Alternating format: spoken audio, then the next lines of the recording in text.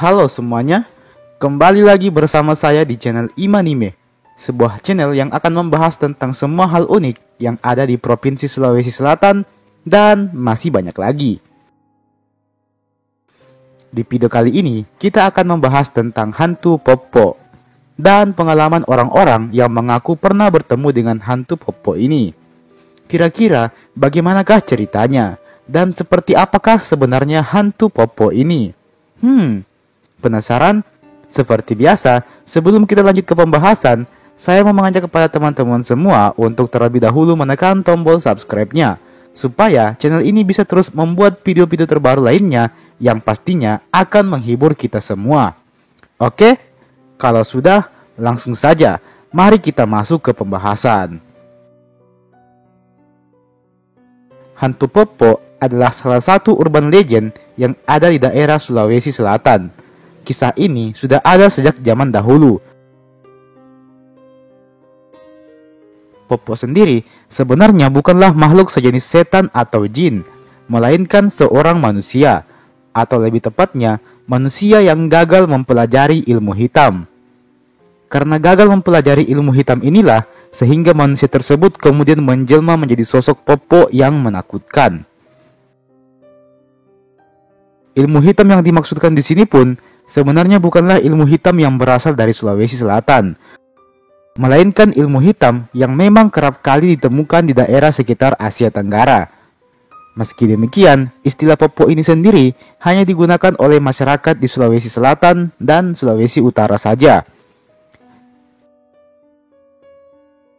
Apabila telah berada di daerah lain, maka lain pula sebutannya. Misalnya, di Kalimantan kita lebih mengenal sosok Kuyang atau Palasik. Menurut kepercayaan masyarakat Bugis sendiri, Popo ini adalah sejenis siluman perempuan yang bisa terbang. Seperti salah satu kisah yang pernah terjadi di sebuah kampung yang ada di Sulawesi Selatan berikut ini. Sebut saja namanya Puang Imang. Beliau adalah salah satu warga yang mendiami sebuah kampung di daerah Sulawesi Selatan. Pada suatu hari, Puang Imang bersama dengan keluarganya sedang pergi ke kampung sebelah untuk menghadiri acara pernikahan salah satu keluarganya. Alhasil, tentu saja rumah Puang Imang ini pun menjadi kosong tak berpenghuni. Ketika malam hari tiba, muncullah sesosok makhluk misterius berambut panjang yang terbang dan langsung masuk begitu saja ke dalam rumah Puang Imang. Apa yang diinginkan makhluk halus tersebut? Usut punya usut, ternyata Popo tersebut berusaha untuk mengambil barang-barang berharga yang ada di dalam rumah Puang Imang. Mulailah si Popo ini mengumpulkan berbagai macam perhiasan dan uang yang kemudian dia bungkus dengan sarung. Setelah itu, si Popo bergegas keluar dari rumah tersebut. Namun sayang, ternyata si Popo ini tidak bisa keluar dari rumah tersebut. Si Popo entah mengapa seperti melihat bahwa dirinya dikepung oleh air seperti laut yang sangat luas. Akhirnya, si Popo tersebut hanya bisa tinggal di rumah tersebut karena dirinya tidak mampu keluar dari rumah Puang Imang.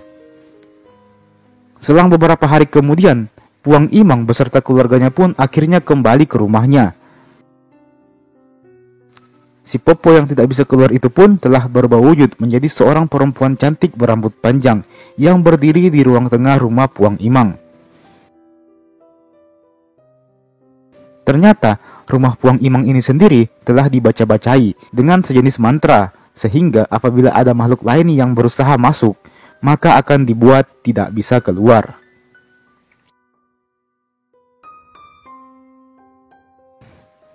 Akhirnya, si wanita Popo tadi pun diberi sehelai pakaian oleh istri Puang Imang, karena memang kondisi wanita Popo itu sedang tanpa busana.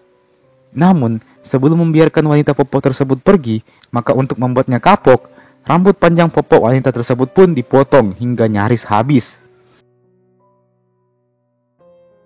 Barulah setelah itu, dia dibiarkan pergi meninggalkan rumah Puang Imang. Dan sejak saat itu, tidak ada lagi Popo yang berani mengganggu rumah milik Puang Imang. Popo sendiri, menurut kepercayaan orang Bugis, selain dikenal sebagai hantu pencuri, juga dikenal sebagai hantu yang gemar menghisap darah, utamanya darah perempuan yang sedang melahirkan. Selain itu, Popok juga dipercaya suka berada di kebun jagung atau kebun lain yang punya banyak buah-buahan.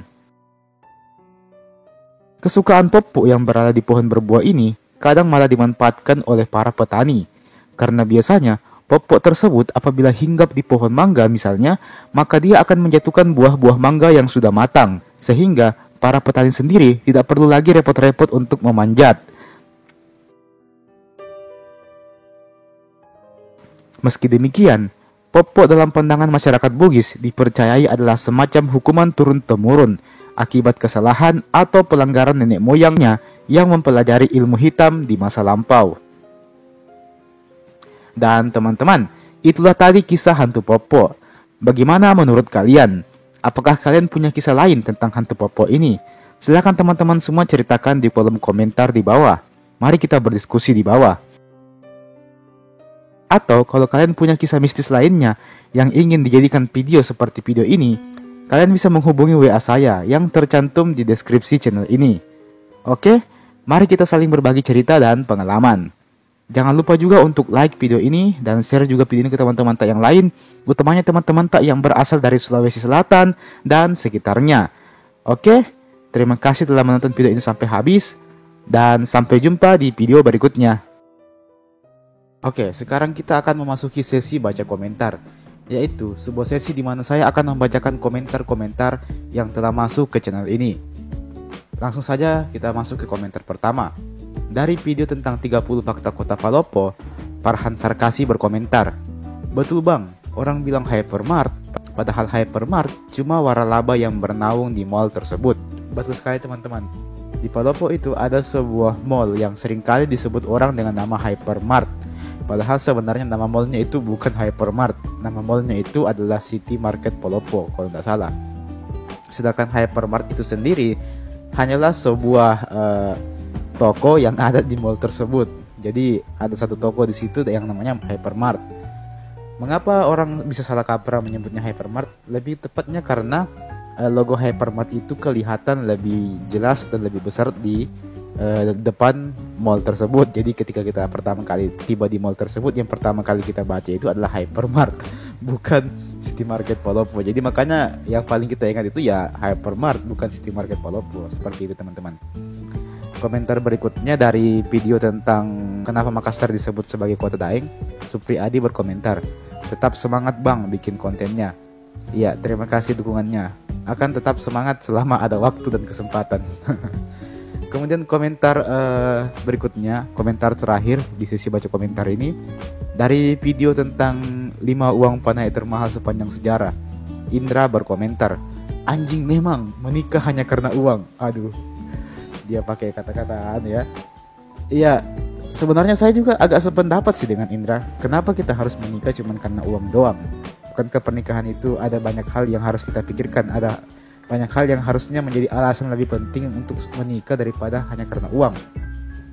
Tapi tidak bisa kita pungkiri kalau mungkin ada kebutuhan mendesak dan tidak bisa dipecahkan kecuali dengan uang. Dan ketika ada seseorang yang menawarkan uang dengan jumlah yang banyak, meskipun harus menikah dengan orang tersebut, maka mungkin orang tersebut akan rela begitu. Demi uang, ya demi uang, kita hidup butuh uang. Tapi lagi-lagi saya sependapat dengan Indra.